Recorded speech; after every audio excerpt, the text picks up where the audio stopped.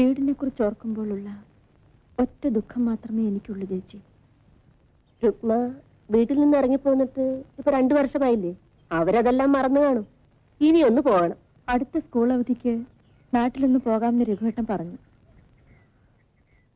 അവര് ഞങ്ങളോട് എങ്ങനെ പെരുമാറുമോ എന്തോ.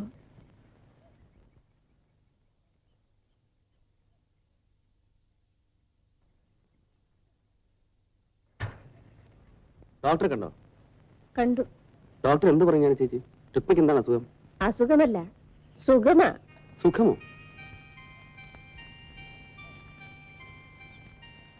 കല്യാണം കഴിഞ്ഞ് 2 വർഷമായിട്ടും കുട്ടികളില്ലല്ലോ എന്ന ദുഃഖമായിരുന്നല്ലോ 2 പേർക്കും. ആ ദുഃഖം മാറി. അതാണ് സുഖം. ഓ, അത് ശരി. ജാനകി ചേച്ചി ഞങ്ങൾക്ക് 2 പേർക്കും പായസം തരണം. അത് ഞാനേറ്റു.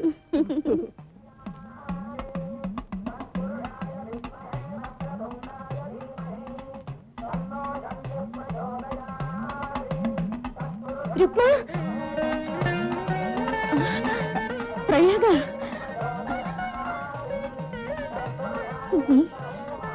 നീ ഇവിടെ? കുഞ്ഞിന് ചോറ് കൊടുക്കാൻ വന്നു. കുഞ്ഞ് എന്റെ മോൻ. മോനെ, എന്റെ കുട്ടിയെ നീ തൊട്ടഷ്ടമാക്കരുത്. അത് ബ്രാഹ്മണ കുട്ടിയാണ്, നിന്റെ പോലല്ല. നിന്നെ പടിയെടുത്ത് പിണ്ടം വെച്ച കാര്യം നിനക്കറിയാമോ? നീ മുഖാന്തരമാണ് ആ ബപ്പമ്മ മരിച്ചത്.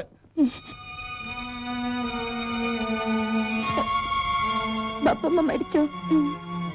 നീ വരൂ.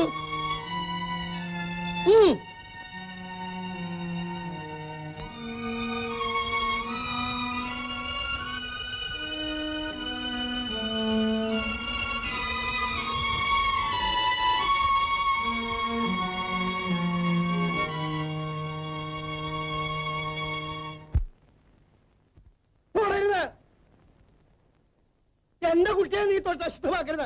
അത് ബ്രാഹ്മണ കുട്ടിയാണ്, നിന്റെ പോലല്ല. നിന്നെ പടിയെടുത്ത് പിണ്ടം വെച്ച കാര്യം നിനക്കറിയാമോ? നീ മുഖാന്തരമാണ് ആ ബപ്പമ്മ മരിച്ചത്.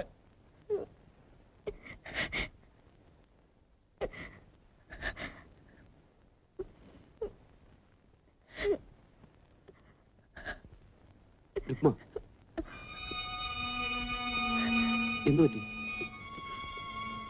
ഞാനിന്ന് പ്രയാഗെ കണ്ടു. അതിന് നീ സങ്കടപ്പെടുന്നതിന്? അവൾ പ്രസവിച്ചു. എന്റെ ബപ്പമ്മ മരിച്ചു.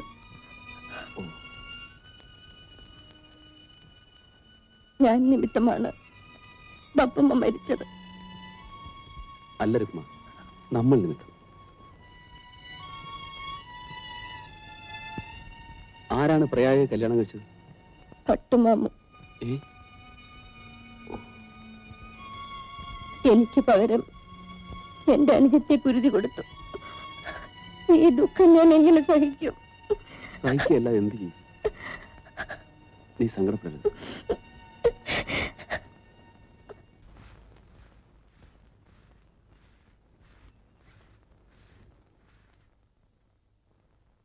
രുക്മേ, രഘുസാറ് പെട്ടെന്ന് അസുഖമുണ്ടോ? സ്കൂളിൽ വെച്ചായിരുന്നു, ആശുപത്രി കൊണ്ടുപോയിട്ടുണ്ട്. നമുക്ക് പോവാം ചേച്ചി. വേഗം പോവാം ചേച്ചി.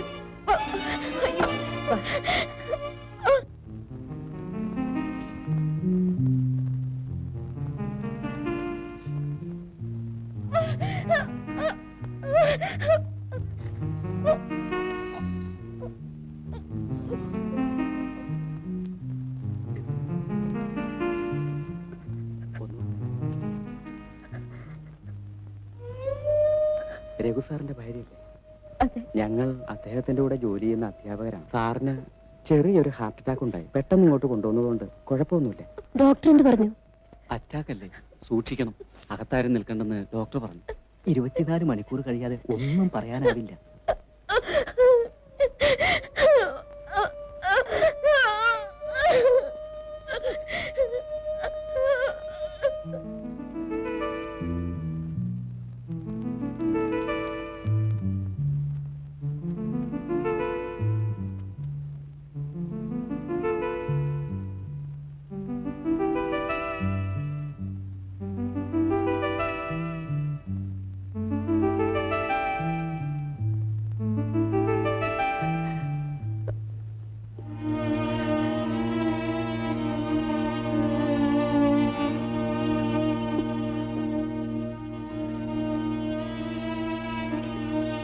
എനിക്കെന്തെങ്കിലും സംഭവിച്ചാൽ നിനക്കാരുണ്ട്? അങ്ങനെയൊന്നും വിചാരിച്ച് വിഷമിക്കരുത്. ചേട്ടൻ ഒന്നും സംഭവിക്കില്ല. സംസാരിക്കാതെ കിടക്കൂ.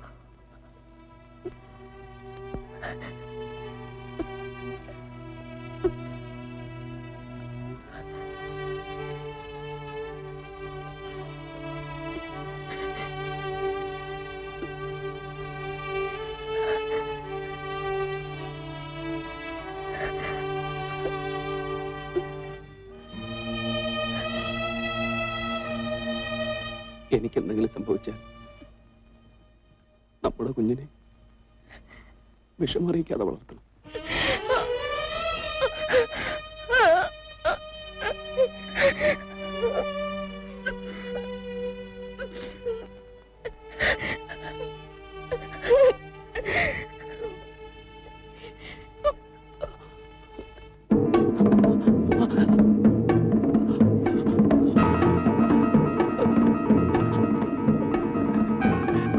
എന്താണ്?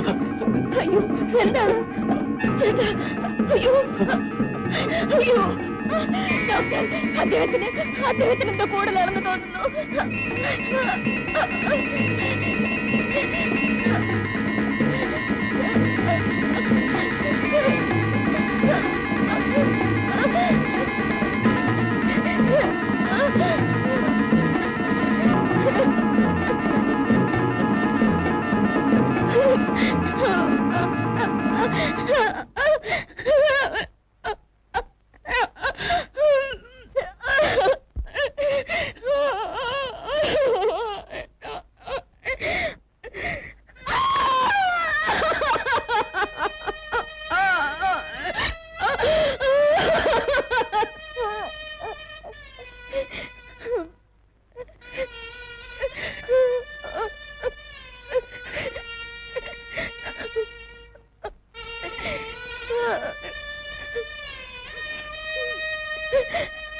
രഘുസാറിന്റെ അച്ഛനും മറ്റും വന്നിട്ടുണ്ട്.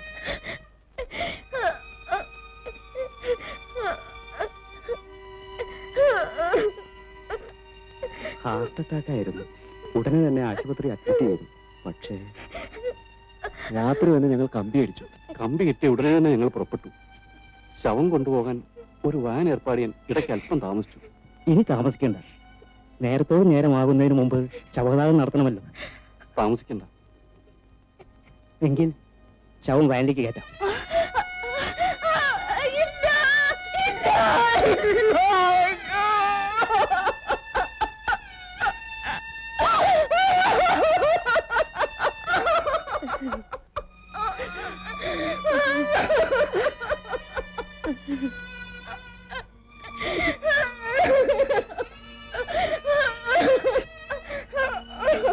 രഘുസാറിന്റെ ഭാര്യ കാറിൽ കയറിയാ മതി. വേണ്ട, ഞാൻ വാനിൽ അദ്ദേഹത്തിന്റെ അടുത്തിരുന്നോളാം. അതും വേണ്ട. എന്റെ മോൻ അവന്റെ ചെറുപ്പത്തിന്റെ അഹങ്കാരം കൊണ്ട് ഈ കോണിച്ച് പെണ്ണ് വലയിൽ വീണു. അതിന്റെ ഫലം അവന് കിട്ടി. ഇനി ഇവളെ ഞാൻ എന്റെ കുടുംബത്തിൽ കൊണ്ടുപോകാനോ?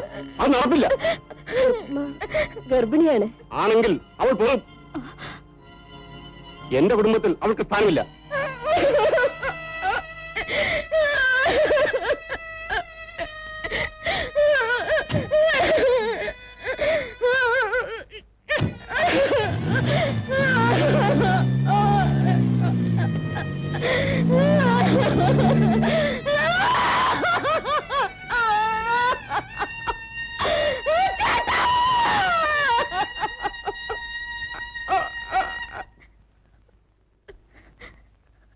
അദ്ദേഹം അവസാനം പറഞ്ഞത് പാപിയായി എന്റെ വയറ്റിൽ ജനിച്ചിട്ടുള്ള അദ്ദേഹത്തിന്റെ കുഞ്ഞിനെ ഒരു വിഷമവും ഇല്ലാതെ വളർത്തണമെന്നാണ്. അല്ലെങ്കിൽ അദ്ദേഹത്തിനോടൊപ്പം ഞാനും ജീവൻ ഉപേക്ഷിക്കുമായിരുന്നു. ഇത് ഞാൻ എങ്ങനെ ജീവിക്കും? അദ്ദേഹത്തിന്റെ കുഞ്ഞിനെ ഞാൻ എങ്ങനെ വളർത്തും? നീ നിന്റെ വീട്ടിലേക്ക് തന്നെ പോകും. എന്തൊക്കെയായാലും അച്ഛനും അമ്മയും നിന്നെ ഉപേക്ഷിക്കില്ല. ഗർഭിണിയായ നീ വേറെന്തു ചെയ്യാനാണ്?